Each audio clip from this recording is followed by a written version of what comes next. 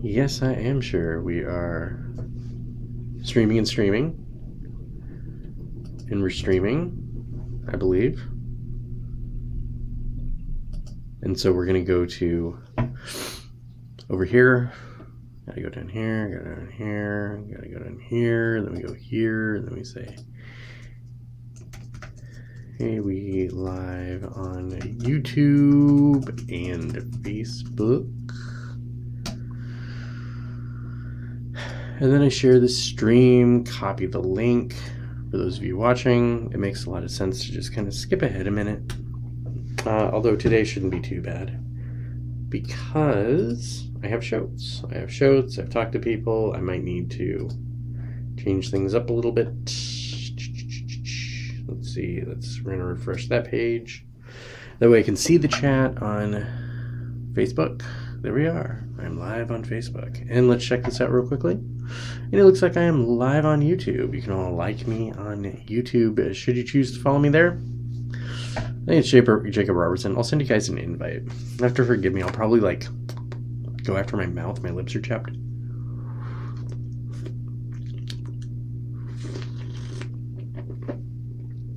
Because I'm sick. I'm freaking sick. It finally got me. And so I'm drinking cocoa. Which are lots of marshmallows on it. I put marshmallows on top because it helps keep it hot. You get like that marshmallow layer on top. Like nothing getting through it. Okay, so how much into it? I think once we're 2 minutes into this, we will go ahead and start the show. We're almost there. We got 10 more seconds. I'm going to pull it together. Pull it together. Pull it together. Pull it together. Pull it together. We're pull it together. We're pulling it together. We're pulling it together. Hi, my name is Jacob Robertson. This is the Starship Cafe with Jacob Robertson. I'm a real estate agent in the Pacific Northwest. If you know anybody who's looking to buy, sell, or invest in real estate, I'm transitioning into being a writer. You can find me at my Substack. You can go to Substack, Jacob Robertson Search. That's one of them. And then the name of my newsletter is This Is Going to Hurt You More Than Me, where I talk about things that I like to talk about, which are often upsetting to a lot of people, but I find a great deal of pleasure in things that are upset. I like talking about the real stuff. And then people are like, oh, I can't believe they did that to Ashley Babbitt's mother. And I'm like, yeah, well, of course they did, but I don't get angry about it. Because that's actually part of the, I would say if there is a they want you to be angry and frustrated all the time. The best thing you could do is just stare at your screen angry and just blow off all your energy doing it, dealing with stuff that way. So, yeah. So I'm just not going to let myself get all fired up about it. Now, today's episode, the ladies asked some Corona questions, so I might do that. I will probably, let me rephrase that, I will definitely do that, but I think I'm going to get to that in a minute. First, what I'm going to do is get a little bit more of my cocoa. Kind of mixed it around. I should have got a spoon. This is really good hot chocolate, by the way. It's a fancy cocoa mix with milk. I don't do water. That's fake cocoa. And that time I put a lot of marshmallows on it. It's going to be marshmallows or whipped cream. I'm also trying to burn through all the cocoa. My wife got me a ton of hot chocolate for Christmas. She's like, oh my God, you must be trying to lose weight. Thanks, babe. I'm sick now too. Thanks, babe. So before we get into that, let's talk about habits. Let's talk about habits. What are we working on? What are we doing to grow? And so rather than, I used to always talk about habits and routines. Now that I'm a parent of a little one, good luck with that. So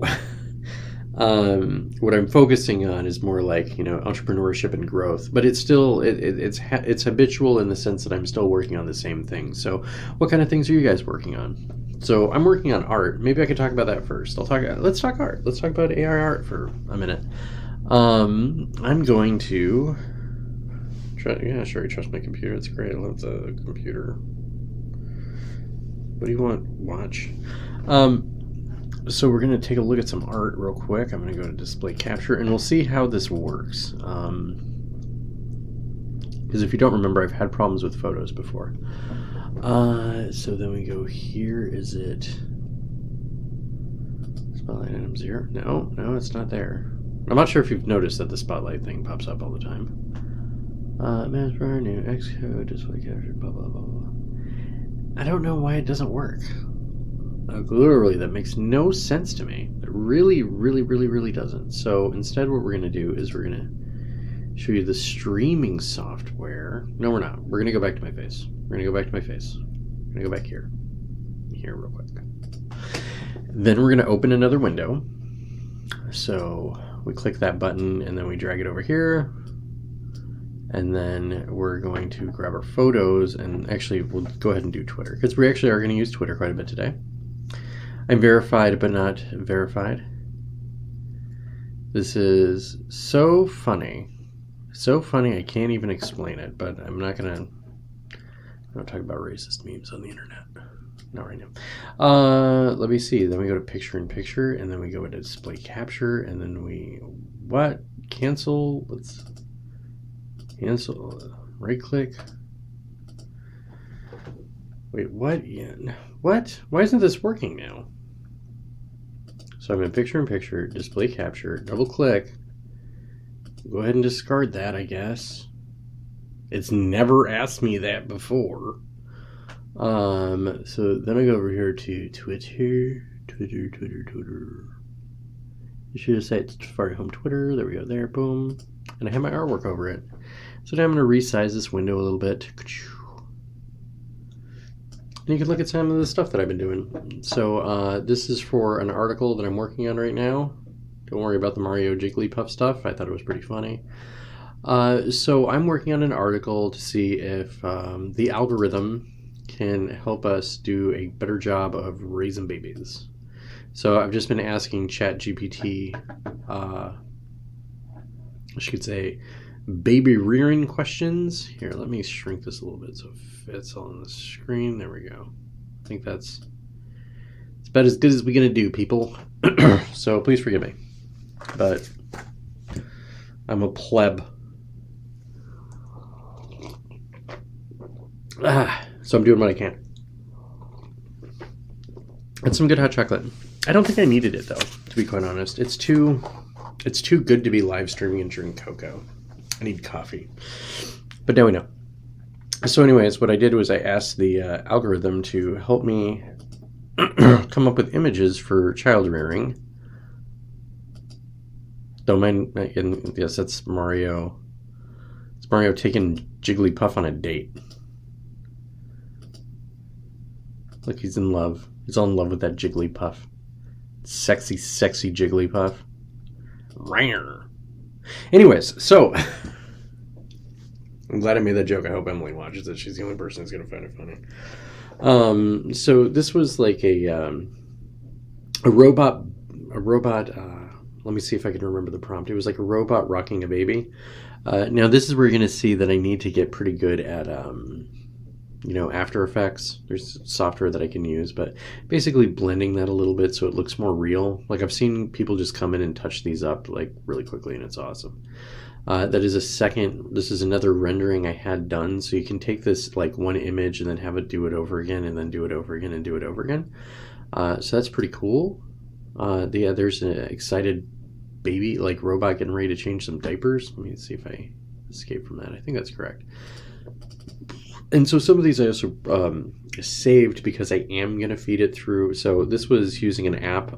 It's called it's done by Wonder. I think it's Wonder AI, which I use on my phone. And then I run it through Stable Diffusion on my local desktop. And I use an app for that one. It's like Diffusion B, I think is what it's called. So if you want to run Stable Diffusion locally and you have a Mac and you don't want to go into the command line and install it, or have to deal with the problem of having an Intel processor instead of an M1 or M2 chip, you can do this. There's also OpenVINO, which is IBM software that you can use for doing GPU stuff, which what that is it's graphics, and it's so weird. It's just so weird. It doesn't matter. But those are the same kind of cards that they use to mine Bitcoin with. Like, they're better at certain things. So anyway, so those kind of cards are better at doing like AI art stuff. Anyways, I digress. And so they focus on the M1 chip because allegedly it's better. But anyways, so Intel's trying to compete in that market. And so they created OpenVINO so you can go ahead and do GPU stuff. And that's really so they can compete with NVIDIA. Anyways, yeah, there's baby rearing. Oh, look, this. And so I would put like a little smile on that robot, make it a little friendlier, because I don't think anybody's going to like robots and babies. Anyways, it's giving the baby a bottle of milk. And there's a robot milk baby because it doesn't quite understand. And there's another one. And yeah, there's the robot doing some more child rearing. Oh, this one, it's rocking a crying baby. I kept this one because I thought that picture is just really cool. Look at the detail on it. I mean, that's freaking amazing. It just knocked it out in seconds. I'll show you some stuff that I'm doing locally, maybe at the end. I don't know. It depends on, if people come and they want to hear it. And so this is like, robot soothing baby.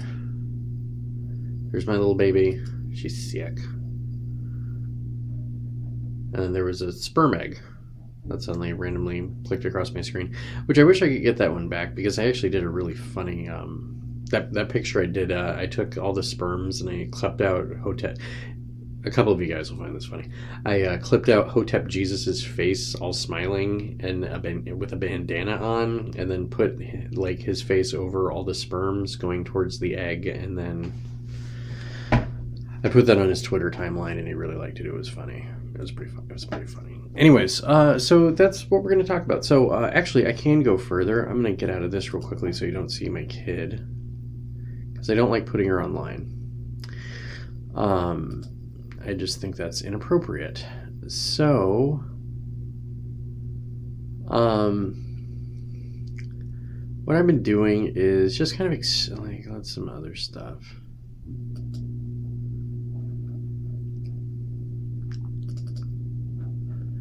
Here's a teacher. So I was trying to get computer teacher to be one. There's another one, like need to clean up the eye with After Effects. There's another one. That's actually pretty cool. I'll probably use that in an article.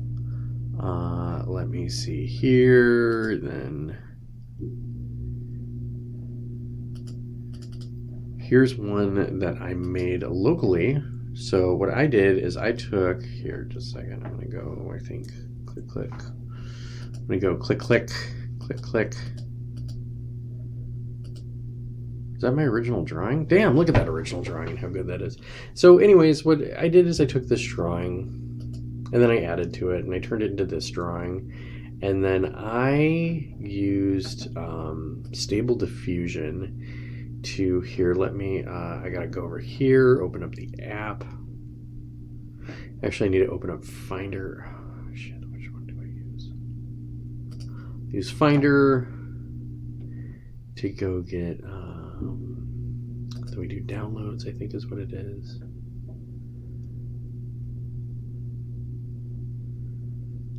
Wait, recents?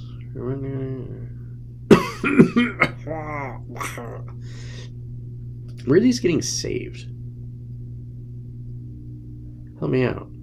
Why is it getting saved on my desktop? I need to change that area. Anyways, this is not the final product, but what I was experimenting to see what I could do with that. And so there's that, and then this is what AI turned it into. Whoop. See that? So I guess we could do a little side by side. Would that work if I open up this window maybe? No. There you go. Not that one. There you go.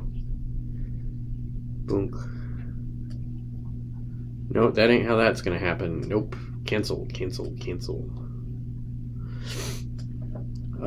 Here I can try moving that one over there a little bit and then click on this one a little bit.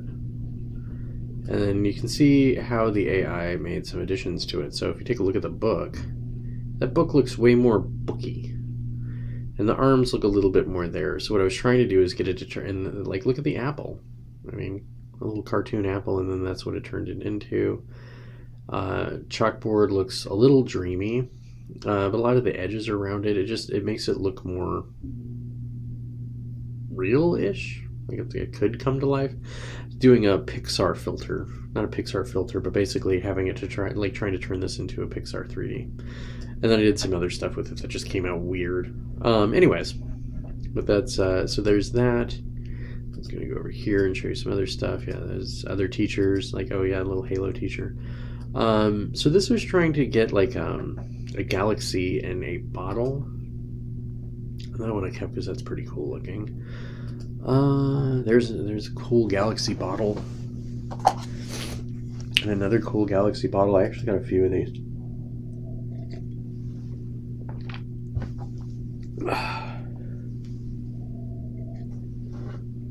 And when this sort of stuff is just testing the capabilities. So as like I used to talk about with habits, like, 1% better every day, or like we're trying to get a little bit better every day.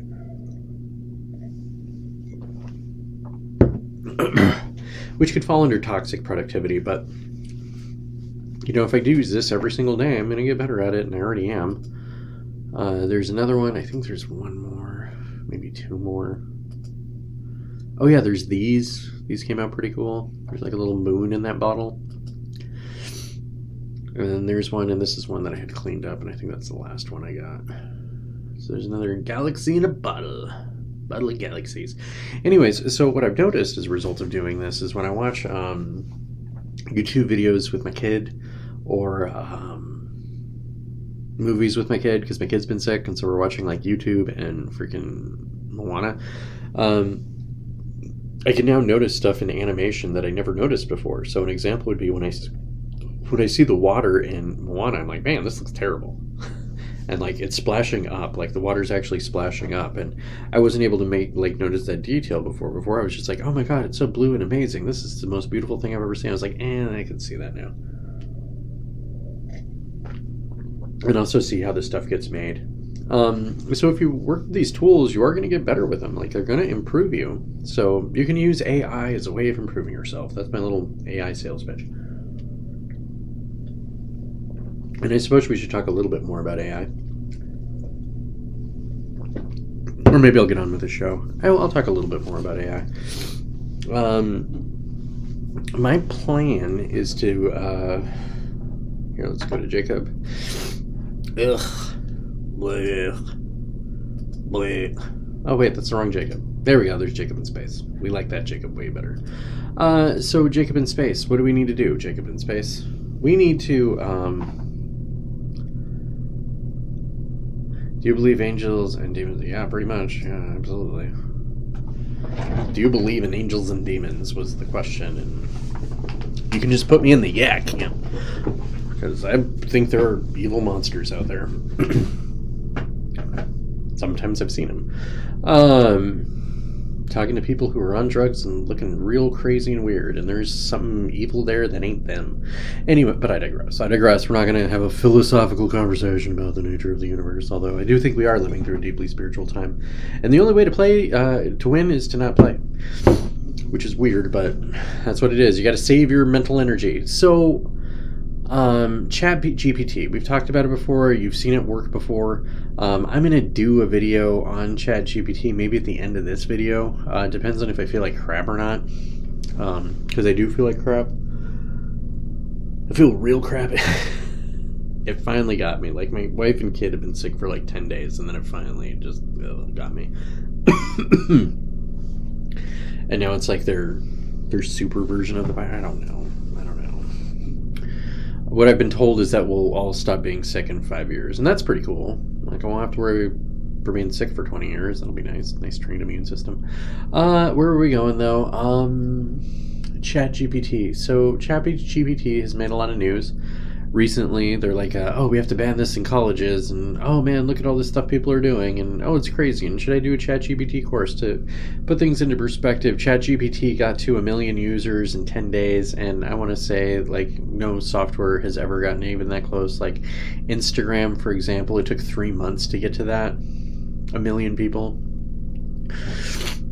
I mean, it's a cat out of the bag. Now, OpenAI is licensed by Microsoft. They have the big exclusive license, and so Microsoft is working on building it into its tools. So what Microsoft's going to do is they are going to probably, Probably.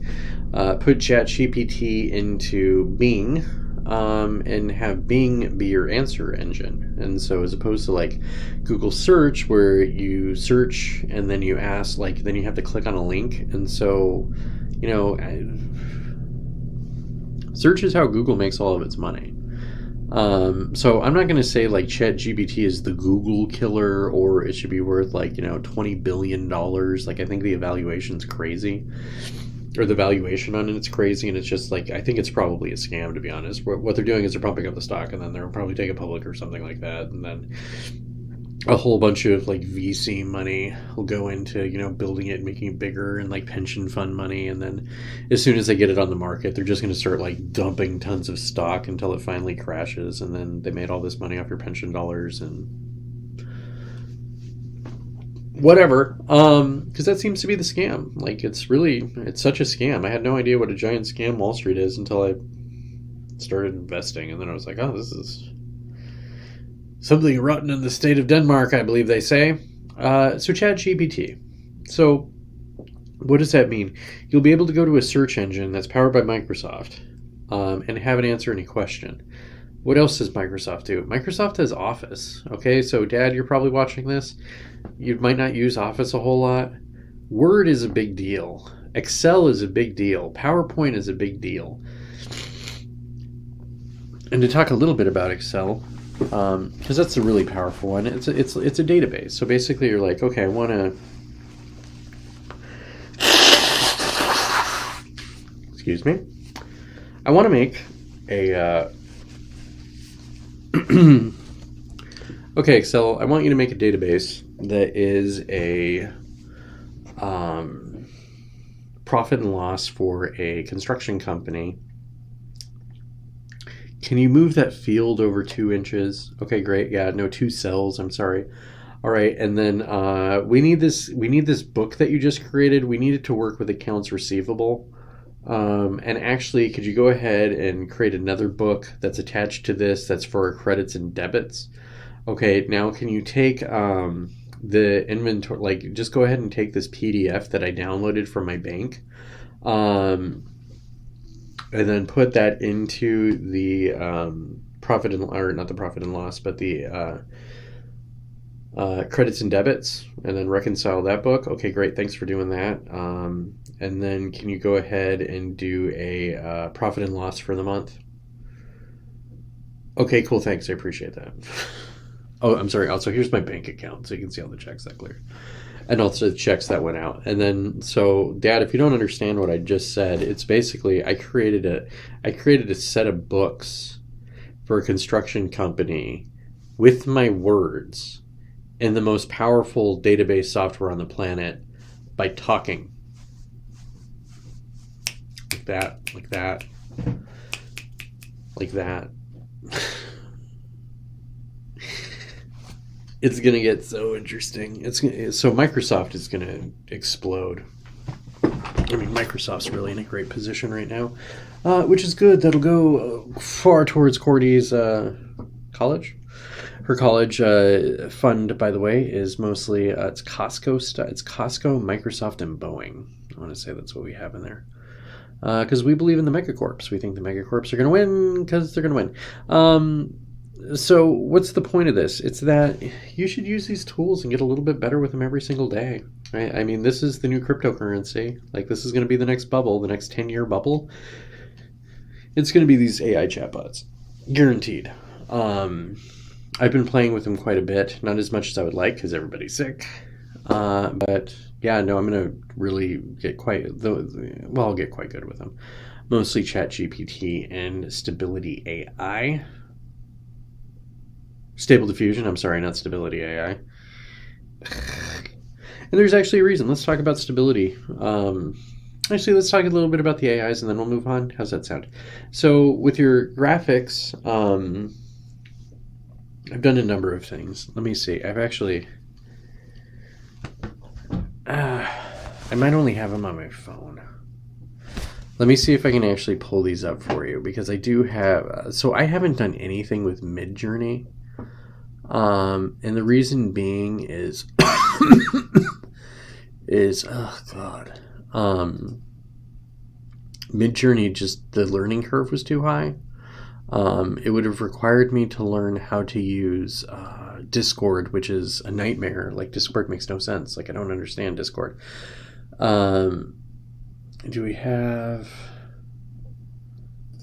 Let's see, the downloads folder. Then we got that. How about at the bottom? Nope. I'm going to have to move those from my phone. So I'm sorry, kids. I won't be able to show you. Actually, maybe I could do it this way. I got an idea. Let's do DALL-E 2. And I'll show you what I'm doing here because I'm not too concerned about it. Then we go here. And then actually I am going to have to back up because I don't want you to see my login.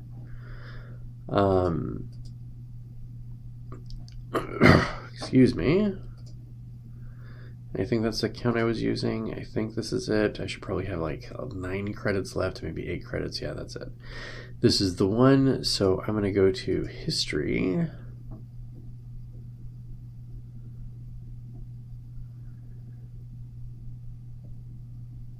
Yeah, these are pretty sick.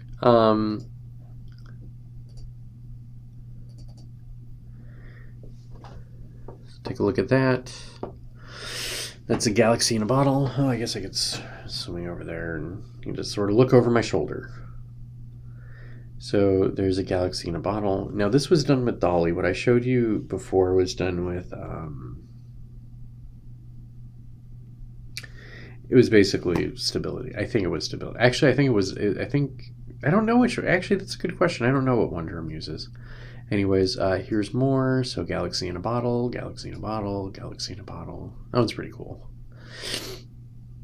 All right, and then I switched up the prompt a little bit. Star in a bottle, 8K. And so what it was doing is it was giving me like starfish in a bottle. So this is part of the playing with it, is just trying to understand how it's going to do it. So the sun in a bottle. So it was doing pictures of the sun through a bottle.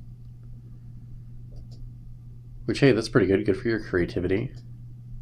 And then a neutron star in a bottle, realistic. Because I was trying to get it to do like the actual star in a bottle. I thought that one's pretty sick. And cool looking. And then I mixed it up. Black hole in a bottle, make it realistic. This one was pretty cool. There was another one that came out cool. That one is, I thought this one came out pretty cool. I found it to be really unnerving. And this one looks like the reboot of Star Trek. I'll go over here. So I tried doing a peacock taking a selfie. That was the best one, hands down. The photo that came out. Emily, look at that. Look at that. God, I forgot what the name, like all the names were. Like, what were the names when they came out with Take a Selfie? Whatever that song was. Oh my God, Take a Selfie.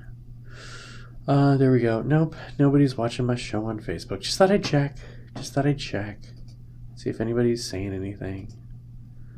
Nobody. Even after I like blasted it out, nobody's here. They all want to see the show, but they don't want to go to it. So then there's like the peacock still taking a selfie. And then this one I thought came out really good. And this is an example of stuff that DALL-E's really good at. So a teddy bear at the Grand Canyon taking a selfie with sunglasses and his mouth is open. And his mouth hanging open. So I think that's probably my favorite. This guy looks like he just got back from basic training. He's ready to go. Really cool bear. And actually, I really like that bear too. That's a good looking bear. Atta bear. So anyways, those are some examples of what you can do with DALL-E. Oh yeah, that was all my space trash stuff, which it didn't turn out too well, but you can get a feel for what DALL-E can do. I mean, it's freaking amazing, and it's free. It's free. Go ahead and try it out. So, excuse me. So I've been experimenting with DALL-E and Stable Diffusion, and if I had more money, I would also do Midjourney. But really what I'm trying to do is get Stable Diffusion run locally. What's cool about Stable Diffusion as opposed to the others is Stable Diffusion will work on your local computer. I actually need to turn some stuff off. Okay, I'm going to turn off these pictures because it is screwing with the latency. It's just too damn much for the computer to run all this stuff.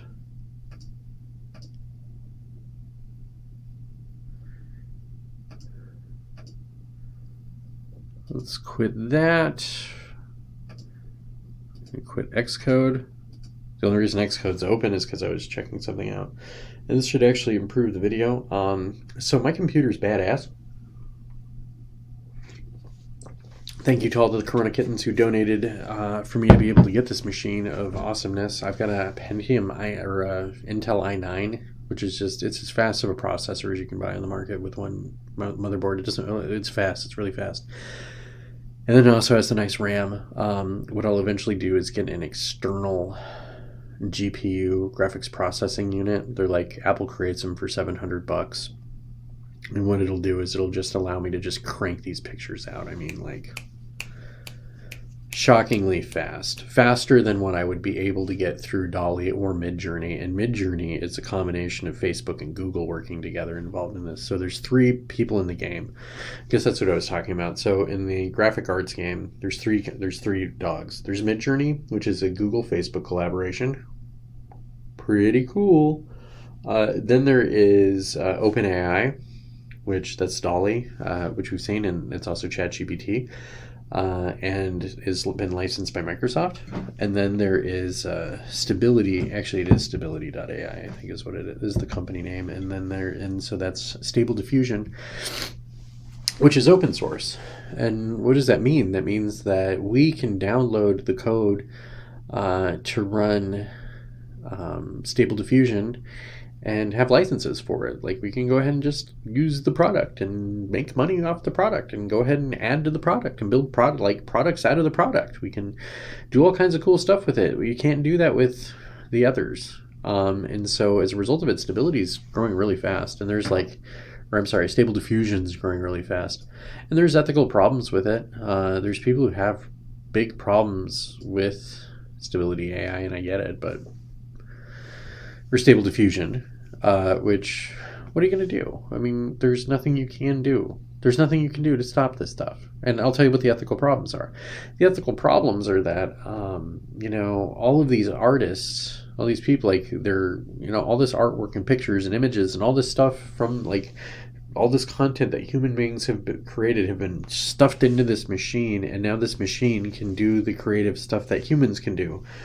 And they're like, oh my God, it's going to take our jobs. Like, you created something with my artwork that's going to be better than what I can do. And the argument's like, well, sure, but it also ripped off 10 million other artists. So get in line. And what's going to happen is it's not going to stop. It's not going to stop. Emily is probably the most aware of this. I wish she was here today, because she played with this for a minute and she was just like, oh God, that ain't good. Oh man, that ain't good. Did my video just crash?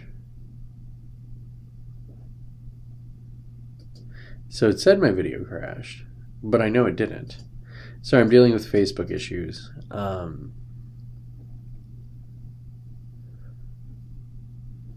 There it is. It stopped working and now it's working again. Hooray, it's working. We're back. We're back, everybody. Hooray, we're back. What was I talking about? Stability AI, all this stuff, the competing different AI companies.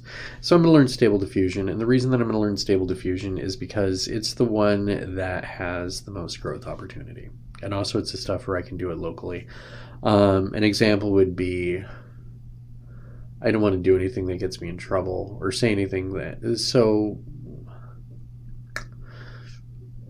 I could make an ad of Elon Musk running across a field into former President Donald J. Trump's waiting arms, and they hug each other in a long embrace, and there's like daisies falling around in the background, and all of a sudden maybe the Nike logo will crash down, and it's like, it's what you wear, be the tagline or whatever, okay? And then that's the end of it. Like, I could make all of that with Stability AI locally. I mean, I'd also have to use, what's it called? Some software for doing a deep fake, but I mean, that's I could do that on my computer. I can't do that with Dolly or Midjourney because it's done over their servers, and they want to have things that allows them to do what they want to do. What I've discovered is that if we learn these tools, we can make our own AIs. You hear that? You hear that? You hear that, everybody? Everybody's not watching my dad on the my dad on the playback. We could take this technology, but it's open source, okay? It's open, like they're open source technologies. We can look at how they put this together and then build our own AIs. So if you don't like all the woke stuff that comes with Chat GPT, so there's people who are concerned about it, go make your own. Go make your own. You won't have the server processing power, but you can absolutely make some local ones. Let's just say you wanted to make one that's for homeschooling kids. You could do it. You could totally do it. I mean, you could absolutely do it. So the advantage in learning this stuff is that you'll be the ones creating the future for the kids in the next generation. I mean, it's important. It is important. That's my show for that's my free form for the day. Nobody showed up. So I'm going to go ahead and talk about a couple of things. Which might upset some of you guys. So one is pandemic babies. And so Emily asked, let me go ahead. Actually, I'll just pull up her question real quick. I'm going to pull up hers and Amy's questions when I asked them what they wanted me to do for a show. My take on pandemic babies. What makes them genetically and socially different? I was like, wow, so genes don't change that fast, but they do change. My suspicion, I have a couple of theories that's going to happen. And I wrote them down right now because I didn't trust my memory to remember them because I'm sick. Man, plus, can I make that bigger? No, minus.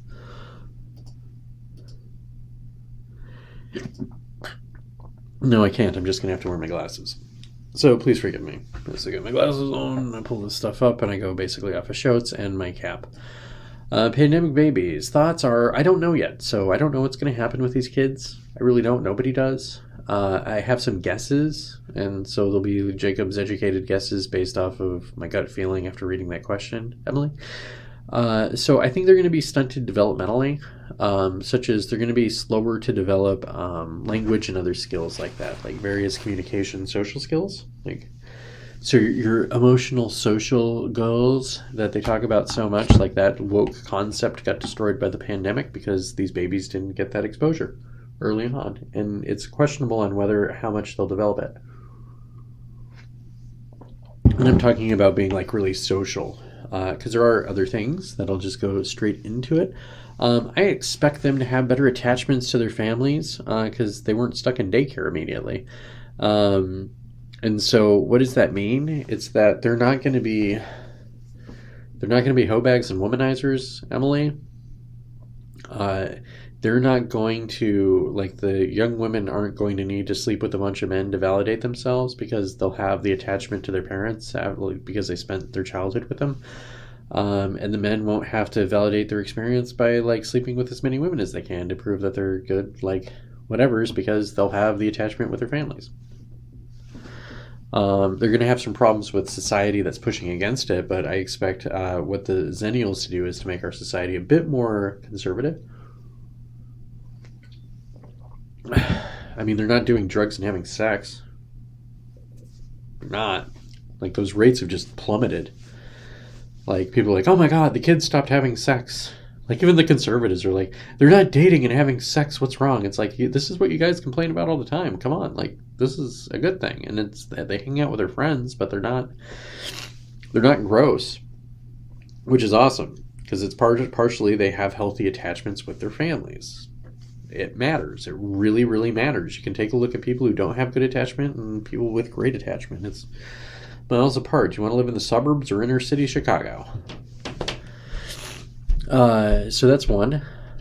And so as a result of them being around their parents and not getting stuck in a daycare, like something happened, like you're not supposed to say it. I would say if you're a psychologist or whatever, I can say it. If you put your kid in daycare before they're 6 months old, they're screwed. They're totally screwed. Like, they're broken and they don't get fixed. And I wish I'd like to say it something nicer or healthier than that, but I like just looking at the data, and I haven't dug through the data. Okay, I'm not like a big data guy, but when you don't have, like, when the safety, like when your needs can be met by anybody as opposed to the 2 people you trust more than anyone, then You can look for validation from anyone. Like sleeping around and having sex with anybody. It doesn't matter because you don't need to have those core people in your life because you don't have them. You don't even know what that looks like. I just blew a couple of your minds in the playbacks. A couple of your minds just got blown right now. Two of them specifically, who shall remain nameless. But ladies, if you ever need to work out your issues, call me. If I get divorced. I'm a married man, okay? Let me see. They're going to be fiercely independent, which I can see this showing up in my daughter and Poppy. Now, it's anecdotal. We're going to be talking about anecdotal stuff pretty soon here, so don't worry. Let's keep that. Let's keep mind of that. It's pretty anecdotal, but my daughter has just an unshakable confidence, and so does her cousin, Poppy. I mean, they're just the toughest, strong world. I'm like, oh look, it's Huck Finn, and Huck Finn, just running around, just barging through things. Poppy's freaking strong. She's got forearms. She's a toddler with forearms. She can climb on anything. Their parents are like, oh, we're just dealing with the kids and the pandemic and the blah blah. Let's just let this one run wild. So she's run wild and she's feral and she's got great language skills and climbs on everything. Her parents are both educators, and then she grew up around the girls, but she didn't hang out with a bunch of kids her age. And so an example would be with my daughter, she hung out with her parents the whole time. So she's really attached to mommy and daddy, as attached to mommy and daddy as you've ever seen a kid, which I think is awesome. Okay. I love it. And because that's really what you want. That's the goal. You want your kids to be attached to you. You want children attached to their parents. And so she just I don't know, she just sort of gloms on. But she also didn't get raised around a bunch of little kids, and so that part's somewhat lacking. It's part of why we did put her in daycare, is to socialize her. That, and she's an extrovert. She just loves going to school and being around people. She loves being around kids. She's like, oh, I'm gonna go play with my friends, and then she's like, I'm done. I want to hang out with mommy and daddy and just be held for a while. It's cool. It's really cool. Oh yeah, but back to fiercely independent. So they weren't all socially integrated in the same way. So this question was from Emily. They didn't go to the same schools, okay? They didn't go to the same daycares. What happened is they stayed home during the pandemic, and we all lived that differently. Let me see. Jacob and Jessica, we're busy. I mean, we got to work. We worked on the house. We're doing all kinds of crap. Then when Corey was born, it's okay, we're going to go on hikes and we're going to do all this stuff. But there's cities where kids weren't allowed to go outside. They weren't even allowed to leave the apartment.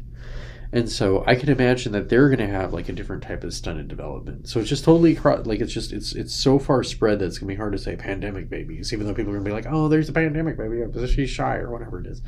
Because you have New York City versus Wilderness Washington. My kid went on a freaking nature trail with 800 or 80 foot trees. I've got 80-foot trees in our backyard. Okay? And so we're walking along this forest versus oh, I'm in the same concrete box for 2 years. In the hood, and now crime's out of control. Okay, so, but with that said, they're also they didn't have the socialization thing, so they're going to have their own opinions and ideas about things, which will be interesting. Let me see. Environment matters. Oh yeah, so our niece got to run free and is around older people. Our daughter was around her parents. They're going to turn out to be well-adjusted kids, I think. We also didn't drink like crazy the whole time. So your people who wound up getting trash and carried on polyamorous relationships while doing drugs and drinking around their kids, those kids are going to be in a lot of trouble. I'm already seeing it with some neighbors who they just acted like animals, and now their kids being a little jerk, and I'm like, wow, wonder why that happened. I did. I actually chewed him out. Because now that I'm a dad, I get to. And so that answered that question. I hope I answered that question for you, Emily. Then the next one. So this one came from our friend Amy. And this one, I might upset you, Amy, but please just hear me out. So her question is, athletes collapsing left and right, young people dying from all kind of heart causes, but no circumstances are you allowed to bring up the Kofifi and the jab. I'm going to play some devil's advocate here. So I have my notes. I have my shotes. I'm gonna get my shotes over here. Oh my god, somebody's watching. Whoever's watching, please comment in the comments so I can say, hey, it only took me 45 minutes for somebody to show up. Oh, my kid's crying. I imagine she'll fall back asleep, though. I think that was just... But I'm going to have to keep it down a little bit, okay?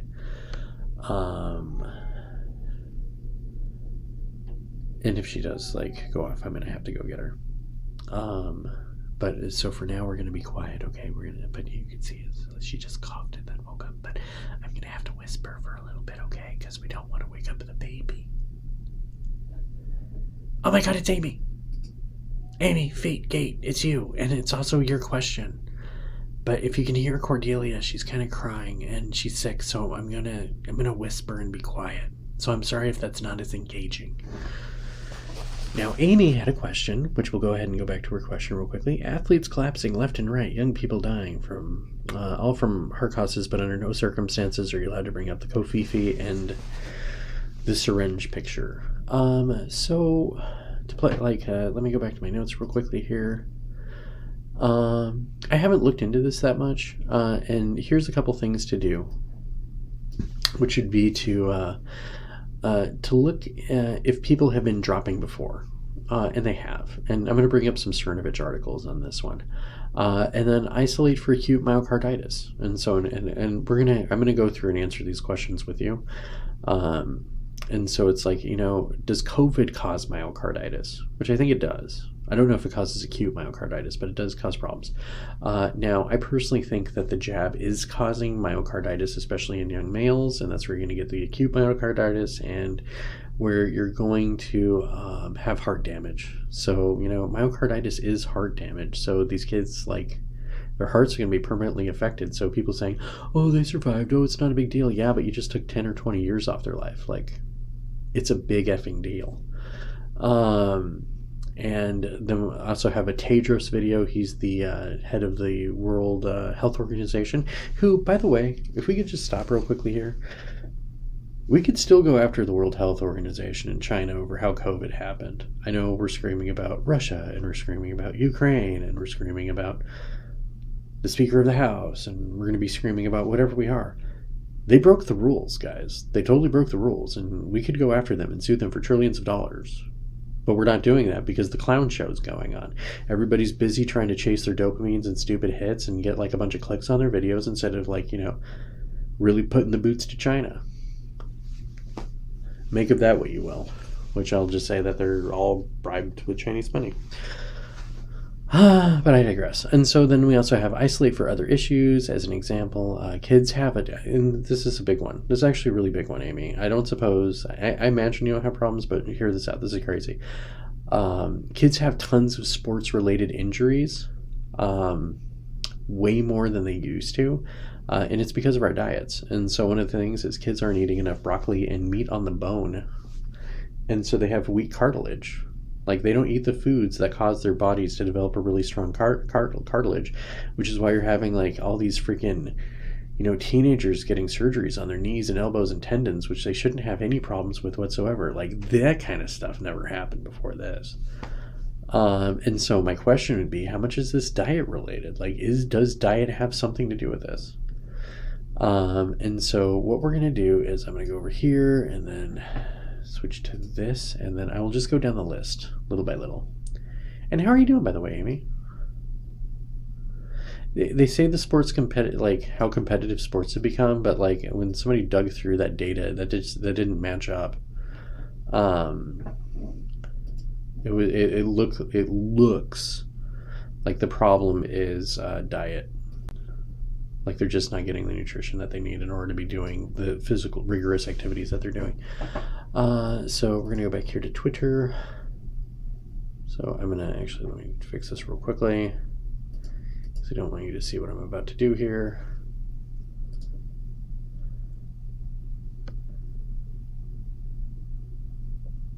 Actually, you can see this. All right.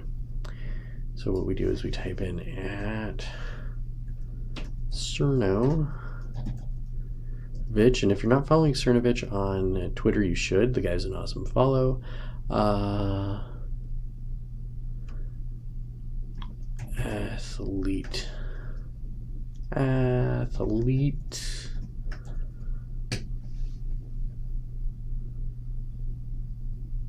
Let me see.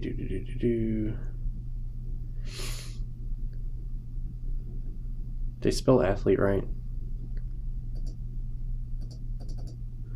You got to be careful about your spell check on. And I'm saying, God, come on. I had it a second ago. So Twitter's search function sucks.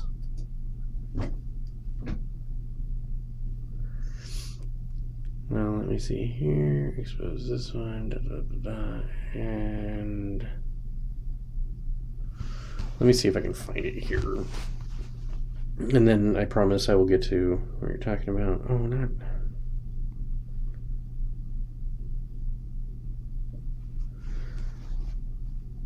Okay, how did I do that? Athletes collapsing. There we go. That's the wrong search term.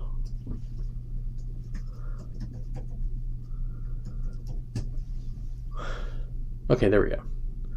And so I'm going to go to Amy's comments, and so plus the sports competitivity, and it's a huge jump since 2021, the myocarditis. Yes, I believe that. I also wonder, how much have they been looking for it now? I do believe that there is more myocarditis. Let's go ahead and ask this question real quickly. Let's do this first. Does COVID-19 cause myocarditis?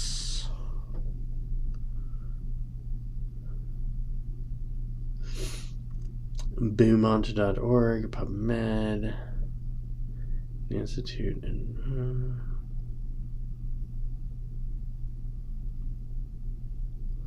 let's see what NIH has to say. That'd be real interesting. National Institute of Health, that's going to be Dr. Fauci's outfit.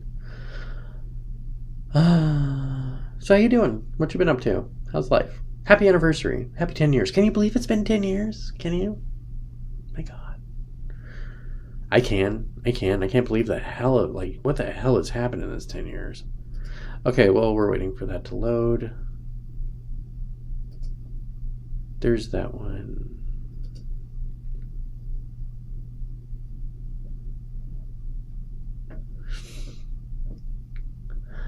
Okay, it does not, however, It does, however, there's been an uptick in children dropping dead recently. Americans receive more than blah, blah, blah, blah. Myocarditis is Simpsons, myocarditis usually goes away with supportive care, IV fluids, treatment is given for more severe cases of myocarditis caused by a virus such as SARS-CoV. Stay in the hospital, ICU, can COVID-19. Myocarditis is an uncommon complication of, we don't know exactly how often it happens, but so that's going to be a maybe. Can the COVID-19 vaccines? Yes, but this is rare. It's usually mild. Most people cover fully in the next few days of treatment. Men between 16, most often affected by COVID-19 vaccine-related myocarditis, usually a few days after their second dose. Myocarditis may be due to their strong immune system response or all the freaking spike proteins in it. It's important to remember that any vaccine can cause blah, blah, blah, blah, blah. Some people are unsure about getting it.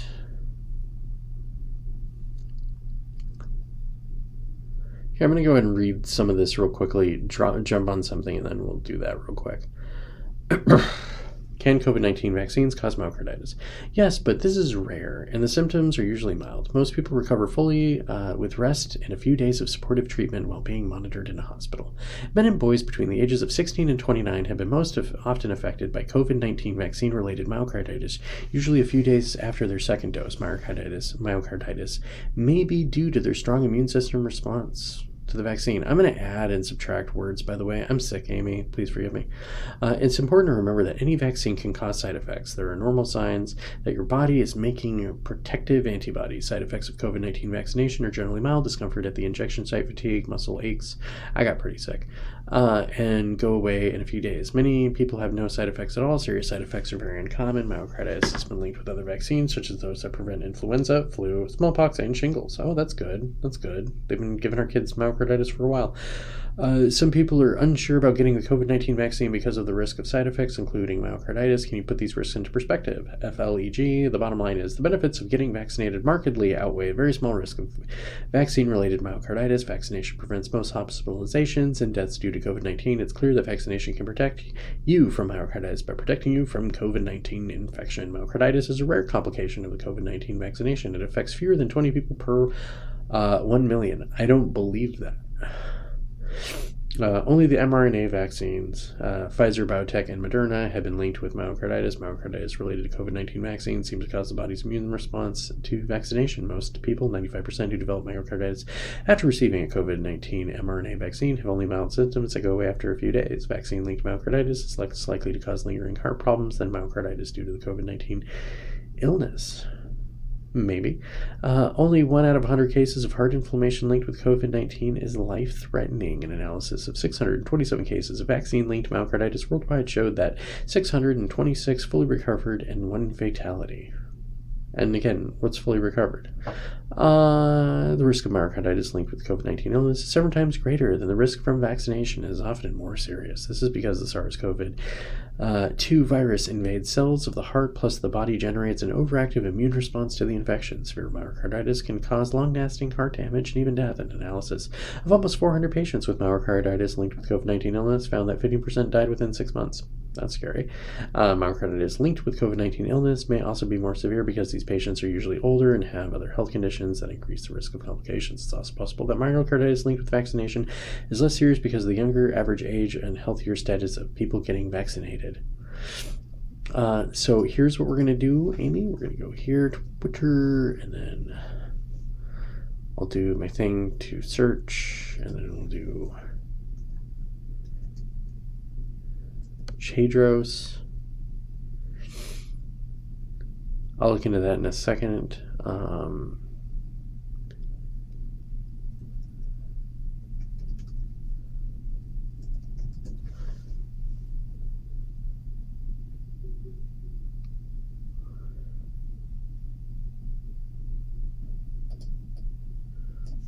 Let me see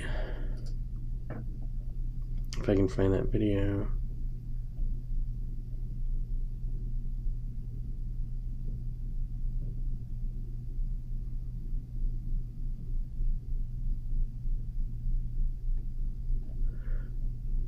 So this, I believe, is a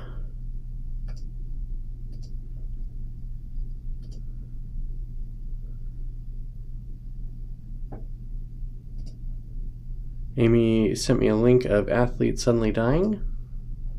Cool. Big league politics. I'm gonna actually get to that in a second, Amy, I promise you. Here, let's do this real quickly. Let's listen to what Tedros has to say here. So this is the head of the World Health Organization. 5 and above 60. So if it's going to be used, it's better to focus on those of its benefits, especially with elderly groups, senior citizens, especially above 65 and above 60. So if it's going to be used, it's better to focus on those groups who have risk of severe disease and death, rather than, as we see, some countries are using to give boosters to kill children, which is not right. Then the equity issue comes here. Instead of boosting a child in high-income countries, it's better to vaccinate the elderly in countries who have the elders who have not been vaccinated, even the primary vaccines. So the equity issue should also come into of its benefit. So there's the guy who's the head of the World Health Organization, who all of the crazy lefties on Instagram and Facebook in 2020 raised a bunch of money for, even though they violated their own terms with China and letting the virus out. And then I wound up losing friends because of this guy. This guy's now saying that kids don't need boosters. That guy's saying it. And they won't change their mind. Amy said something that I can't say on this YouTube channel. Okay, this is my brand new YouTube channel, but you should subscribe to. She is alleging boosters do. Oh yeah, so I believe that was a slip of the tongue. English is his second language. He's talking to a whole bunch of people. I don't believe it was a Freudian slip. I'm just saying, I think it was a Freudian slip. And I don't think he's wrong. I'm not sure either of you are wrong. Now, let me see. I'm going to... So Cernovich had a bunch of stuff. Man, there was like a really good something here. Oh well. I'm just going to go ahead and read this and try to find where he had talked about all this stuff. I know badly that some people wanted to be the vaccine so badly. This is their hobby. Shouting died suddenly. It's like a bingo game. Cardiac arrest due to chest blow does happen. It's been studies. I realize many weren't paying attention though. Please get blood work done. A lethal blow to the chest as an undiagnosed cause of sudden death in the United Kingdom. Sports, football, cricket, rugby. Amy says kids never should have been given the Kofifi vaccine, nor healthy people. I mean, I'm inclined to agree with you. I think that they should have their own vaccine if they're going to get it at all. Reason being, like, the vaccine was designed for people over 65. It's built for the elderly. And so I'm not sure you should be giving the same thing. Let me see. He's referencing the recent Damar Hamlin collapse. Yeah, no, I got that one. But there's a study that this came from, and then there's that, and then there is the quote tweet based off of this.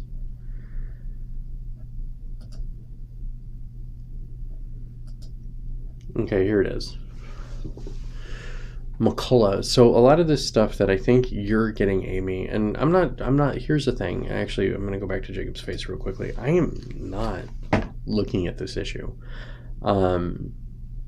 And the reason I'm not looking at it is I'm not getting any more vaccines. I'm not getting my kid vaccinated. I'll wait until the data weighs out. And here's the problem. So this is something Scott Adams calls two movies on one screen. And so what we have now is we have two camps around the COVID vaccine, and they're the dominant camps, and then anybody else has just kind of been crowded out. And so you have the, like, jabbed, boosted, I'm a good human being and therefore I'm safe from the vaccine. And then you have, we're the pure bloods and everybody wants our sperm and eggs. Okay, so those are the two camps.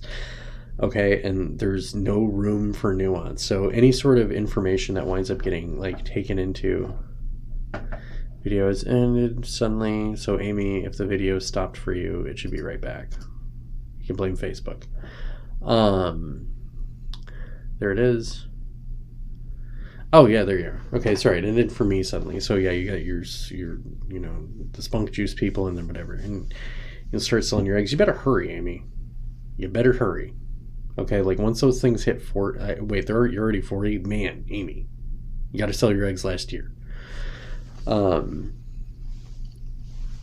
Anyways, but I still bet those pure. Well, I'm not going to say anything, Amy. I could get in a lot of trouble really fast. And not necessarily with you, maybe with your husband after 10 years. Got more comments that I can't make. Whole bunch of them. Whole bunch of comments I can't make. If we ever both get divorced, I'll make all those comments. But it'd have to be both of us. Because your wife and my wife and your husband scare me. Oh yeah, where was I going with this? Okay, so what happens is anytime that something happens outside of our viewpoint, we end up getting like cognitive dissonance. So let's go here real quickly. I'm going to pull up a quick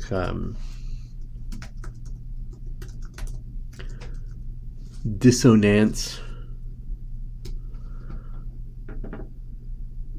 Psychology, the Wikipedia will be good enough. In the field of psychology, cognitive dissonance is the perception of contradictory information and the mental toll of it. Relevant items of information include a person's actions, feelings, ideas, beliefs, values, and things. I love him so much. He's the greatest ever. He couldn't possibly lie to me. He's obviously lying to you. Oh my god, it must be something wrong with me. What would you like for dinner? How was that for my cognitive dissonance? So it's basically cognitive dissonance is when you have a really strongly held belief, and so you have a strongly held belief about the COVID vaccine. And if you were to be presented with information that's contrary to your belief system about it, it could trigger cognitive dissonance. You'll just sort of blink a little bit and then just go back to hating Pfizer.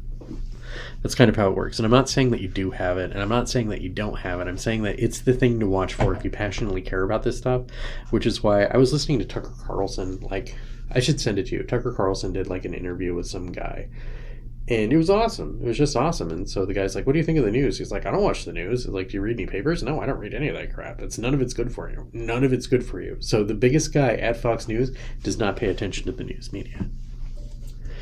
He just doesn't pay attention to it. He doesn't get online. He doesn't get a Twitter. He doesn't look for whatever's trending or whatever. He he scopes some articles, gets an idea of what's going on, and then gets to work. Because he says it's all brain deranging. He doesn't even have a TV in his house. And so I don't pay attention to this stuff because what I found was that so I'm in a right adjacent bubble. So I'm more likely to be on the hey ladies, come get your good sperms over here. Check out my kid, she's awesome. I apparently got the juice. Okay, so I'm in that camp. More that camp. But what I found was if I look through the filter of that camp on any issue, I'm automatically going to disagree with anything this side says, even when they're right. And so in order for me to be objective and navigate this weird time that we're going into or through where we're just getting bombarded with so much propaganda from everybody, it's best just not to pay attention to any of it. So I just don't pay attention to any of it. That's why I don't have my mind made up about this one way or the other. But I'm going to go ahead and read this. I have brought this up with people before and they've gotten real mad at me about it. So just heads up. So this is in regards to McCullough, the doctor. He's one of the big COVID doctors. I want to say his name's Bruce McCullough, but that was somebody from Kids in the Hall. Okay, so McCullough claimed only 1,101 sudden deaths of... Oh, sorry. Oops. Gotta get you over here. And so this is going to be one of the articles that's if you've seen this article, Amy, let's go back here. This is the one that keeps getting pushed out where you'll see it. And how about all the other athletes suddenly dying, collapsing, and no contact sports? You all are in some serious denial. And so good sciencing thing. Now, if I could find responses, there we go. So McCullough claimed that only 1,101 sudden deaths of athletes occurred in 38 years. The study McCullough cited admitted it wasn't a comprehension account. It was limited to certain medical journals. What an awful mistake you made. See for yourself. My goodness. Oh, come on, Cerno.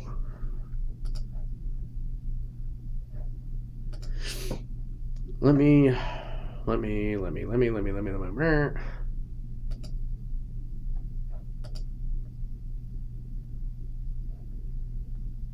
There was one where the guy broke down everything. Let me see if I have it in my bookmarks, Amy.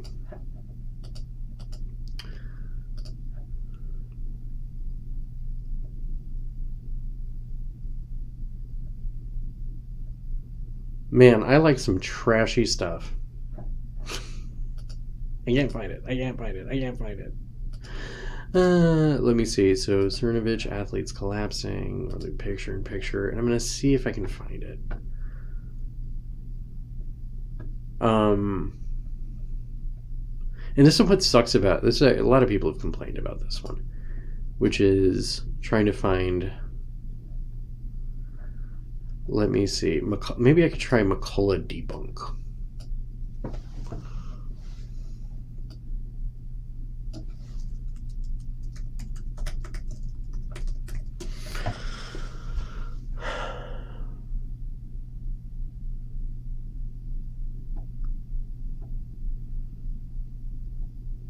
Because this guy did a killer thread on it. Bad vaccine tanks. Oh my god. Elon, you gotta fix this. You gotta fix it. Oh, I didn't do McCullough. How do I spell McCullough? Damn it. Amy, help me. McCullough.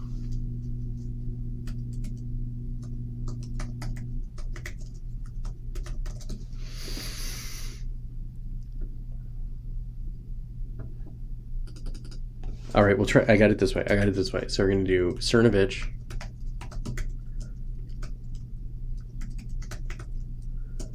Athletes.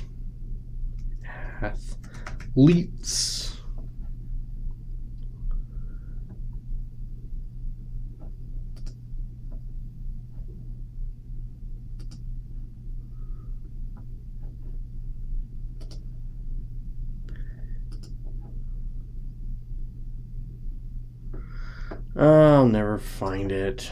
Damn it. Well, we're going to find it another way, Amy. We're going to do this differently. I had like the perfect thread. Of course, I had like the perfect thread that has now disappeared.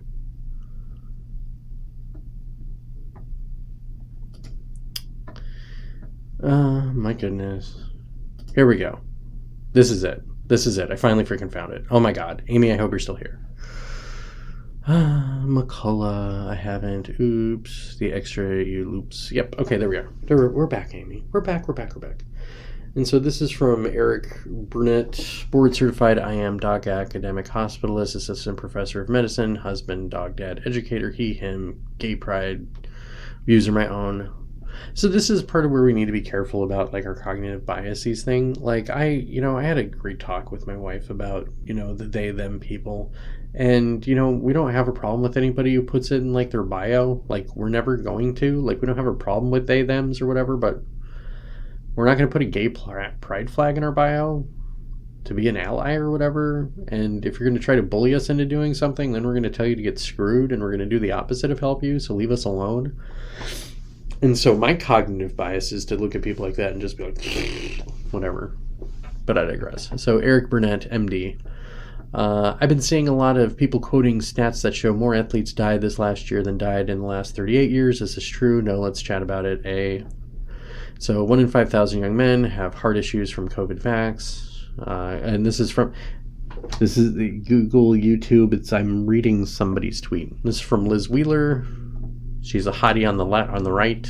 The guys seem to really like her. Cole's got the hots for her. 1 in 5,000, allegedly, 1 in 5,000 young men have heart issues from the COVID vax. Yearly comatose cases, approximately 15%, rarely over the age of 20.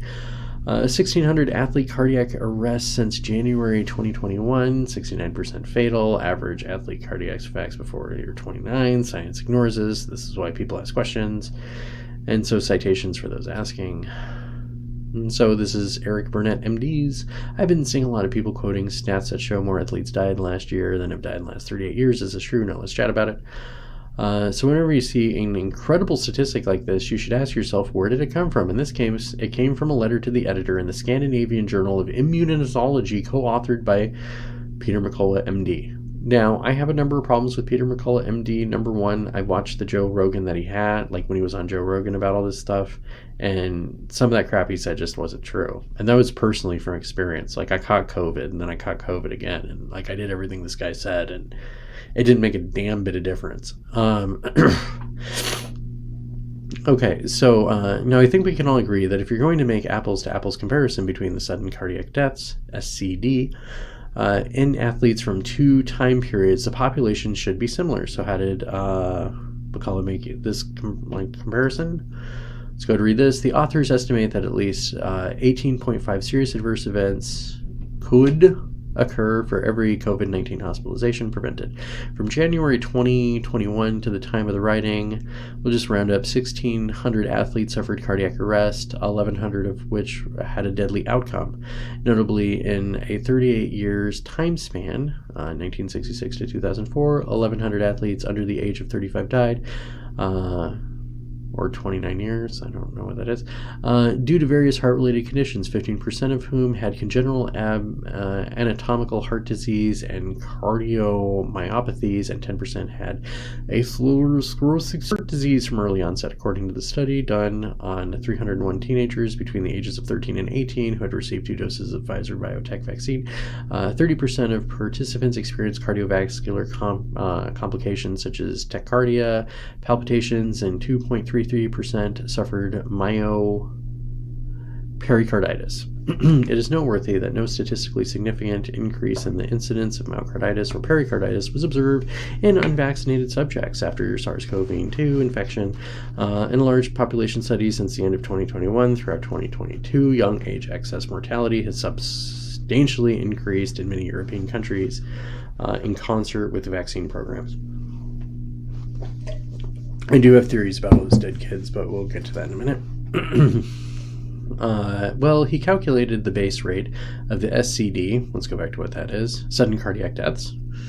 In athletes using this systemic analysis, looking at the SCD in athletes over the last 38 years, and they found that 1,100 athletes died over the same period. I'm not going to read all that again. Now, because this is systemic analysis, they have strict definitions of what an athlete is and what constitutes SCD. Of note, they only looked at young athletes younger than 35 years old. The authors also noticed some limitations which likely caused them to undercount the number of athletes who suffered SCD during this time period. Now, if Peter McCullough is going to make a direct comparison to this study population, he is going to have to stick to the strict definitions as outlined above. So which peer-reviewed source of official SCD registry did he use for his comparison?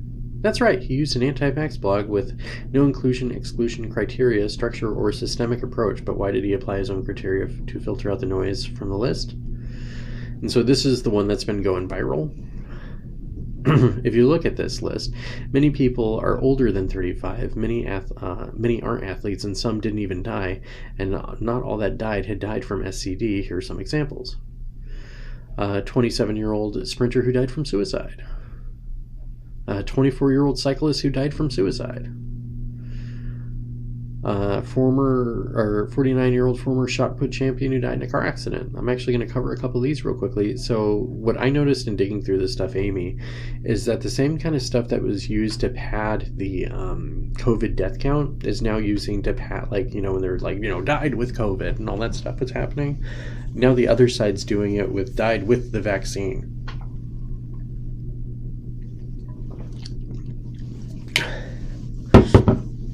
Because we got the vaxxed and proud and buy my nut juice crowds fighting it out, and they will do anything to win because they have convinced themselves that the other side is the complete and utter evil, and they have to do anything to win. And by the way, I've stopped paying attention because I've watched it destroy people's minds. I sit back and I watch what it does to people on Twitter. I was like, man, I really liked this guy 2 years ago, and he's been turned inside out. What are some other ones? 17-year-old high school basketball player who drowned in a hot tub. That was fentanyl, though. I'm just kidding. 24-year-old footballer who got myocarditis after COVID and didn't die. 26-year-old footballer who died from leukemia. 16-year-old hockey player who had myocarditis following COVID. He didn't die. His vaccination status is unknown. The 69-year-old man who was a keen runner fell off a cliff. We're just seeing it more because we're seeing it more, aka paying attention more. It's possible. So that might be it. That might be it. So what we're going to have a problem with, Amy, and this is part of why I backed off also, is we're just going to be getting so much data over the next 3 years. It's going to be hard to say. Anybody's going to hear these studies and here, let's go back real quickly. If we can look at each other for just a minute, Amy. When you're listening to any of this stuff, you need to parse out what people are saying. And so, and I don't know where you're getting your information from. So I don't know if you're watching the news. I don't know if you're on Twitter. I'm terminally on Twitter. I'm on Twitter a whole lot less. But that's where I get my information, so I'll just use the Twitter lens. And so what I'm seeing a lot is people saying, you're three times more likely to die being vaccinated than unvaccinated. Maybe, but who's getting vaccinated? Like, how many people have the boosters how many people have the latest booster in this country? Is it even 15% of the population? Literally, is it even 15% of the population? And how many of those people are over 60? All of them? All of them? Like, the kids aren't getting the boosters. Like, nobody, like, it's so rare for people to actually boost their kids. Like, even up here, it's something that's not really happening all that much. And so it's the people who are going to die anyways. And so, and it's also the people who are scared of dying. They're like, oh my God, I have leukemia and I'm obese and I'm 70 years old. I better get the latest vaccine or I'm going to die. And in those cases, they probably should get the vaccine or otherwise they're going to die. If that makes sense. And so what we need to do is we need to get all this data and then parse out this data and then like separate the data. Like, the problem with the Peter McCullough looking over the data of these studies is he's a doctor. He's not a statistician. Okay. It's not, his job isn't looking through tons and tons of data. Okay. Doctors don't have the skill set to look through this stuff. They might have taken statistics, but really it's big data people. Like, it's their job to figure this stuff out. And so we have to get all this big data, and then we also have to get the big data people trained in understanding like how vaccines and the heart disease and all this other crap works, and then maybe we can start figuring what happens. But the problem is that it doesn't matter. Like, both sides have made up their mind, and that's what they're going to run with. Like, truth is split. It's forked. And as a result of it, it's all forked. And I'll just go back to what I said at the top of the show. I think that the vaccines are causing myocarditis, acute myocarditis in young men. The healthier, the worse they are. And I would not give my son, like, I'm not going to give my daughter the vaccine, but I certainly would not give it to my sons.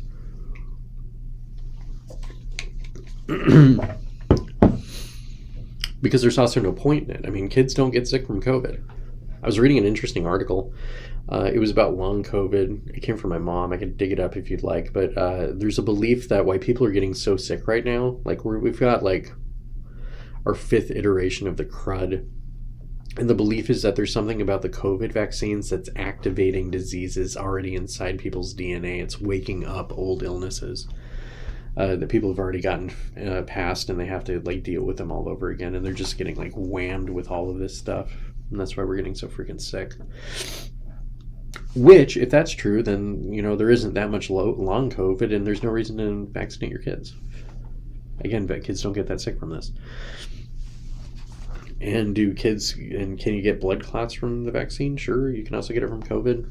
So there's that. There's also parsing that stuff out. Which was a conspiracy theory. All this stuff was a conspiracy theory. You weren't allowed to talk about any of this stuff. Because they acted like a bunch of totalitarians. Like, the far left turned into totalitarians in 2020. And authoritarians. And that's actually like a really big thing to pay attention to, by the way. That's actually, so like, Amy, we're just hanging out now. I don't have much of a show left. Like, I had one other thing that I was going to cover, and maybe I'll find it. And I was planning on wrapping up pretty soon.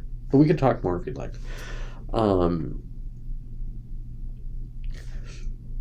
Anybody who showed themselves to be an authoritarian in 2020 should automatically lose their seat at the table. So an example would be, the best example is Michael Schellenberger. So Michael Schellenberger was like, we need to have the government have like,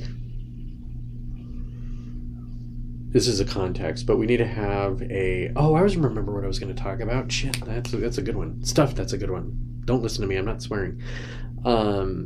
I'll get to that in a second. But he came out and he was like, the National Guard needs to do vaccine mandates. We need to suspend the Constitution, and we need to just like go in there and like have the military take over all these cities and mandate the vaccine and like have a suspension of all this other crap. And this was in like March of 2020 when I was like, this is a bad idea. Like, I was always opposed to this. I want to go down like as being on the record. I was always opposed to the lockdowns. I was always opposed to mandatory vaccination. I was always opposed to everything that just turned out to be damn ass wrong. I was also wrong about some stuff. I got the food supply chain stuff wrong. Like, I thought like our food supply chain is a lot hardier than I thought it was. I still think it's a good idea to have food stored. But the United States it's so hardened as far as food is concerned that we don't really need to worry about it that much. But we still should have some stuff stored. And I also believe that part of that was us getting manipulated by the algorithms. So something I noticed is that the right wing's also getting manipulated by this stuff, the same as the left wing. And I'm going to say it's the big businesses just trying to suck as much capital or suck as much money as they possibly can out of people and use inflation as an excuse. It's like, I'm sorry, steak's $20 a pound, but it's inflation. Meatpacker X has record quarter, and so it's that. I think there's a lot of corporate malfeasance going on, and we're getting brainwashed. Where was I going with any of this, Amy? Amy, back to you and me. What were we talking about? Oh, the authoritarians. Oh, and then Michael Schellenberger decides to run for governor of California, and all the idiots on the right were like, oh, at least he's not Gavin Newsom. Let's vote for him.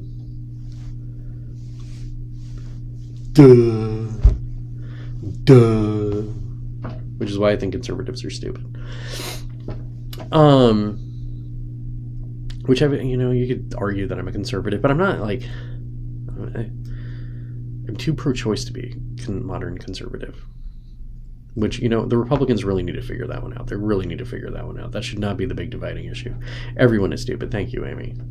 Speaking of stupid, have you been paying attention to the whole McCarthy is the Speaker of the House story? That's my favorite. Can we talk about that? Can we be done with COVID? Except us. Everybody is stupid except us. Maybe that'll be the tattoo. I'm actually going to write that one down. That's a really good tagline.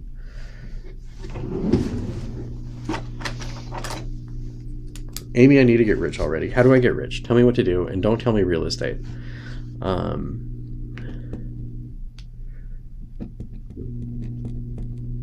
Everyone is stupid except us.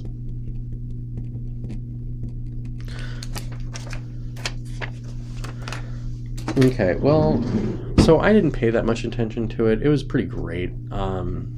McCarthy wound up getting in, and here, let me just type this out real quickly.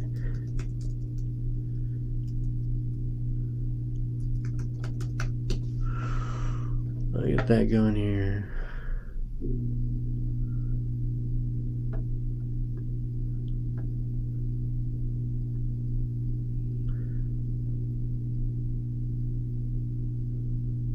Let me see. There's one that's just too good. Oh, there it is. Okay. So here's what we have, Amy. It's too good. And okay, so here's what happened. A lot of this came from Ali. You if you're really interested in getting serious political analysis, I recommend following Ali on Telegram, because he's still kicked off Twitter. He's the guy who's responsible for the Stop the Steal protest, by the way. Smartest political mind in the country, possibly. He's definitely in the top 3. The other one would be Elias, the lawyer for the Democrats from Perkins Coie, who got all the election laws changed. Many of those were thrown out, by the way. They were found to be unconstitutional and illegal. What he did overturn the election or rig the election, but whatever. So this is coming from Ali. So basically, McCarthy had this belief with the $300 million that he had thrown into the election, that there was going to be a red wave, and there would be so many Republicans elected in the Congress that he wouldn't need to court the Freedom Caucus, and so he did absolutely nothing to go after the Freedom Caucus's issues. Number one being January 6th. So the Freedom Caucus really wants to get to the bottom of what happened on January 6th. And what the intelligence agencies are doing.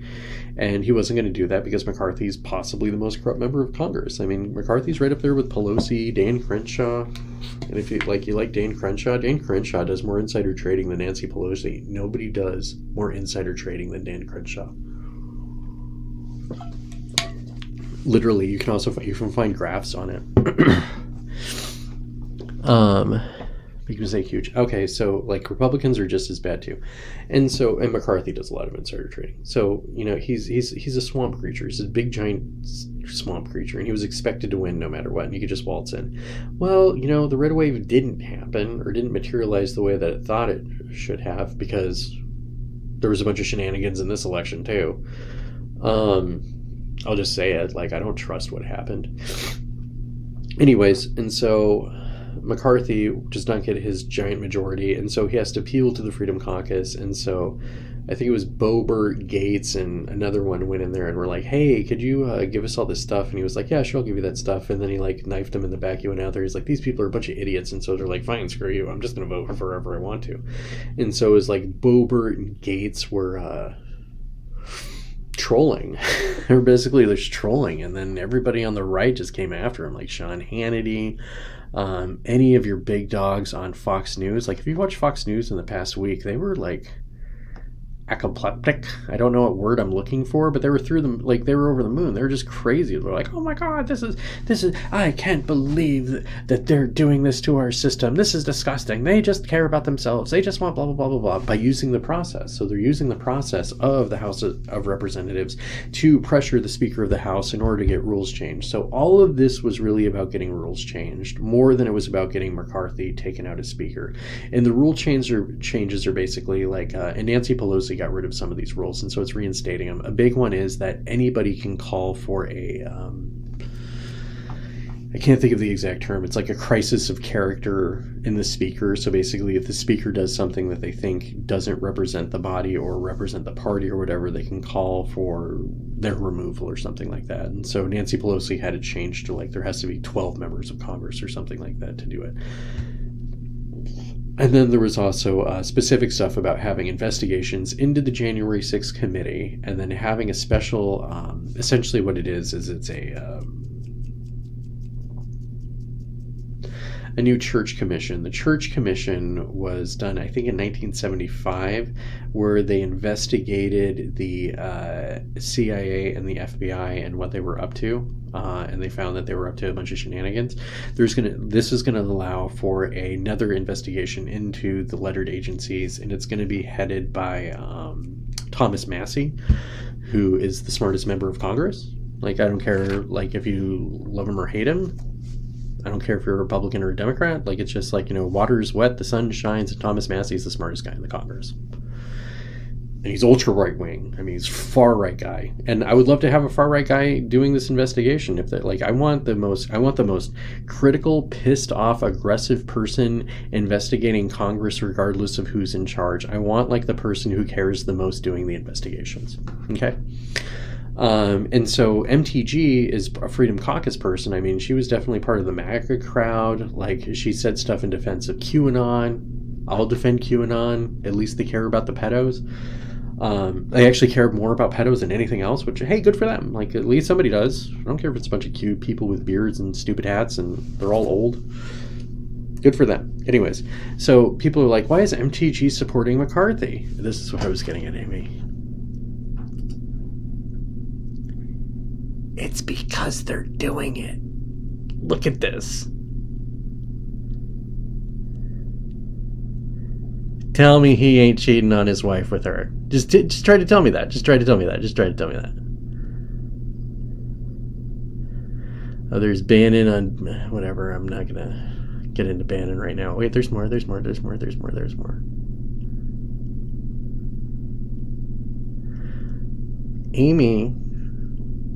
Amy. Do you remember when you used to look at me like that? Oh, you didn't, because we weren't doing it. No, wait, here's this one. There's so back. Okay, bounce. Let's go back here real quickly.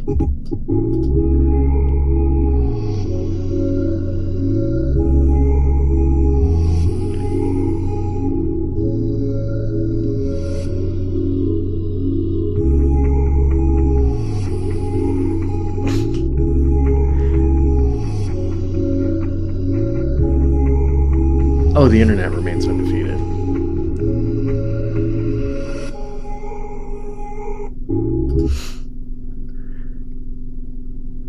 They're doing it. They're totally doing it. They're totally doing it. And everybody knows it. And they were like being all googly. Anyways, that's what that was. That was my big thing. I thought I wasn't going to talk about politics that much anymore. I was the only one I wanted to do it. I'm going to say only a handful of people came out of this looking good. Actually, we'll go ahead and make some quick predictions. The Freedom Caucus is going to have some trouble, but Matt Gaetz and Lauren Boebert have definitely earned themselves some political capital. Anything else you want to talk about, Amy? Anything you want me to cover? You could go through some, if you want to look at like Boebert clips.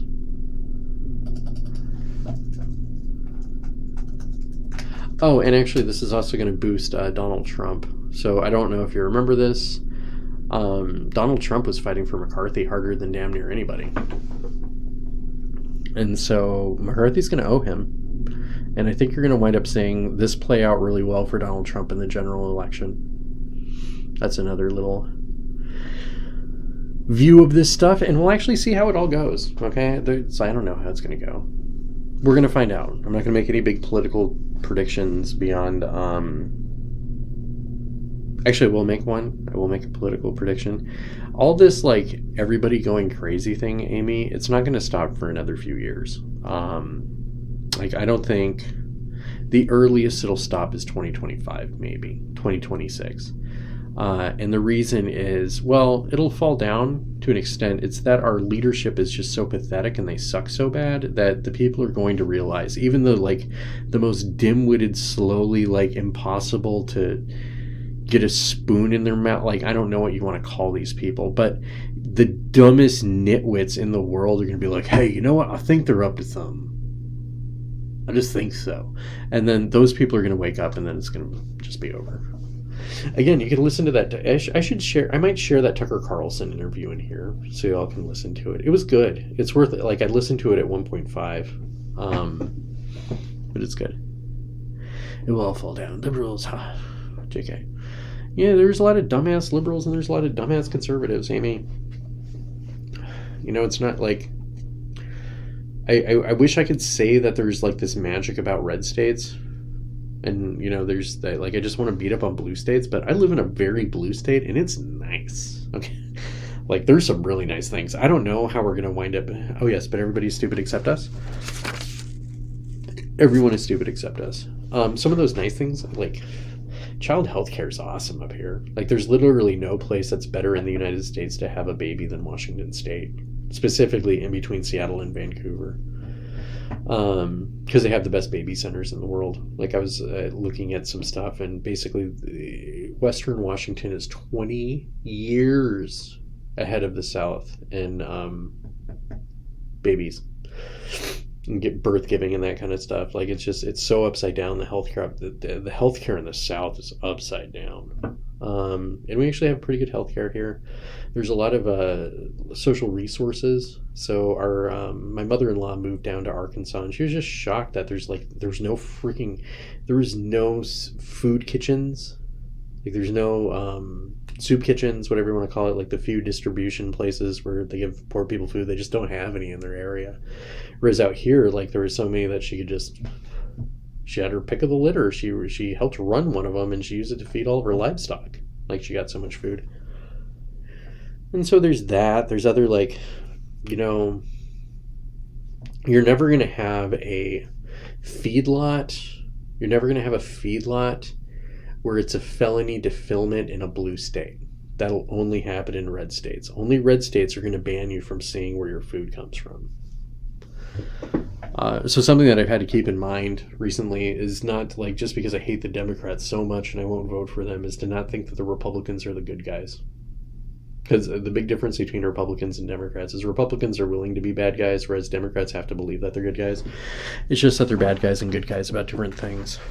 Like, Republicans would never try putting some e-thought in the army on the front line, have her make a bunch of propaganda videos and think that's a good idea, and that she's not going to end up getting, like, raped. But I digress, Amy. I've got nothing else for this show. I got to go take care of myself. I'm going to put together a couple... Hey, here's a question. Do you have any articles that you want me to write? Anything you want me to work on? My idea is I want to get up to 3 articles a week and have them be mostly, like, have one that's almost dedicated to ChatGPT. Like what I learned every single week about AI, and then also, like, you know, some general AI one, and then the space stuff, and then the mental health stuff. It just kind of gets dovetailed in. 3 articles is a lot, but I'm getting more efficient at writing them. I've been using, you love the articles, take care. Thank you. You take care of you. And I'm glad that you love the articles. I'm glad that you appreciate them. Share them. Share them with your friends and family. It's the only way that they're going to grow, and I want to do that instead of sell houses. Yeah, let me know if there's anything you want me to talk about, and I will. But mostly it's going to be ChatGPT. Actually, I can show you, I'll do a preview of what I'm going to do for my next video real quickly, if you want to see it. Let's do this real quickly. We're going to do ChatGPT. No, we're not going to do that. Okay, we're just going to press OK or whatever. It's chat.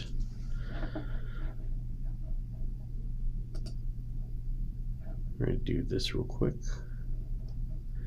So it's going to be a story about a pirate in the 1600s.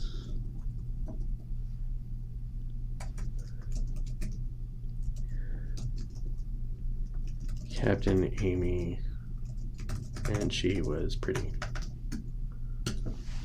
How's that? Write a story about a pirate in the 1600s named Captain Amy, and she was pretty. Captain Amy was a pirate like no other. She had a long golden hair that flowed down her back like a river of sunshine. It knows you. With a piercing, no, her eyes are blue. Anyway, we'll get to that in a second. Eyes and smile that could light up the darkest rooms. She was known throughout the Caribbean as the prettiest pirate to ever sail the 7 seas. It was the year 1650, and Captain Amy was making a name for herself as fearless leader of the high seas. She commanded a ship called the Black Heart, a sleek, powerful vessel that struck fear into the hearts of all who saw it. Captain Amy was a force to be reckoned with. She was cunning, clever, quick on her feet, always one step ahead of her enemies. She was also fiercely loyal to her crew, and they would follow her to the ends of the earth. One day, as the Black Heart sailed through the open waters, they came across a merchant ship loaded with treasures from the New World. Captain Amy knew this was her chance to make a fortune, cement her legacy as one of the greatest pirates of all time. Without hesitation, she ordered her crew to attack. The battle was fierce, but in the end, Captain Amy emerged victorious. She led her crew in plundering in the merchant ship, taking all the gold and the jewels they could carry. Well, down with capitalism, right, Captain Amy? As they sailed away, Captain Amy stood at the helm of the Black Heart, a triumphant grin on her face. She knew that was just the beginning of her adventures on the high seas. She was Captain Amy, the prettiest pirate the world had ever known, and she was unstoppable. So, Captain Amy, so something ChatGPT wants to do is, like, if you copy this or do something from this, there's going to be a little thing attached to it to where teachers and universities or schools will be able to tell that if you had cheated. Crap, Amy. Crap. They just ruined the show. They just ruined the show. I'm ruining the show by having this little pop. Get out of here, window. Okay. What are we going to do, Captain Amy? What are we going to do? We're going to wait for the wheel to turn? We're going to wait? Come on, you can do this. This is not that tough, computer. I've been whipping the crap out of you for a week. 2 weeks even. Captain Amy, I think we got it figured out. We're going to wait for the wheel to keep spinning. Look at this little wheel spinning. Look at it. It's just spinning. It's just spinning. Ruining my jokes and my video. Uh-oh. They're going to wind up figuring it out if I copy it. What should I do? Captain Amy was a pirate like no other. She had long golden hair that flowed down her back like a river of sunshine with piercing blue eyes, and I'm going to put a comma in there, and a smile that could light up the darkest of rooms. She was, and see there, that's just so just change a little bit of that. So you just copy this and then just they change a little bit of that. Like, you just have to type it out. You just have to do more than like right click, left click, but whatever. I'm not going to say we're done for, Amy. I'm going to say that we're going to see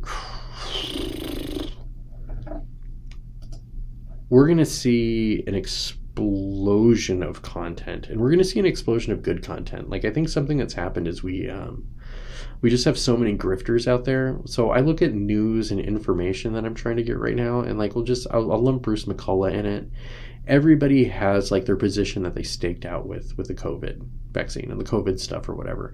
And it's become part of their identity, and that they're going to just keep banging out content on that stuff because that's how they make their money now and whatever. And so that's what all the shows are. And this is just opening the box to where like creative people are going to be unleashed, and they can self-publish. So like I publish on Substack. I might even do my books through Substack, but I can just go ahead and just have this content generated very quickly, or like AI assisted content. Like I don't have the AI write my articles for me, but sometimes I have it edit them.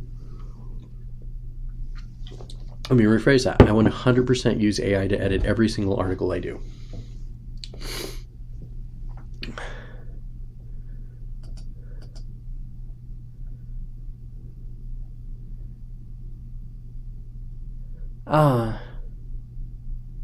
I remember Captain Amy. What a wonderful story, Amy. I'm glad we shared this moment together. Okay, I'm gonna go. I hope you have a wonderful day, Amy. It's great to see you. My regards to the family. Amy did a screenshot from her phone and then copy and paste from the picture. That's pretty clever. That's pretty slick. I don't know if that works too. We're gonna have to test that one out. I'm damn sure that typing it out works. And then you could also just like, here's another real quick trick. Command copy, because it's going to be like, oh, Pirate Captain Amy, we better watch it. We'll just search for all that. No, but I'm talking about it, whatever the tracking thing that they're putting in it, like the tracking thing could be in the pixels and human eyes couldn't pick it up. Like, we don't know what they're going to use in order to keep people from using this to cheat.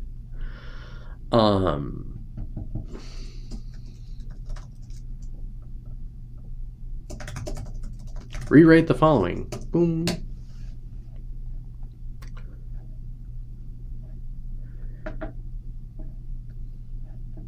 Captain Amy was a unique pirate. And so then what you do is you just copy like the rewritten stuff and then you put that into your like essay. Okay, I'm going to go though. Take care of yourself. It was wonderful seeing you. Love your face. Hi to the family. Hi to the boys. I hope they're all doing well. 2023, we're going to get yoked.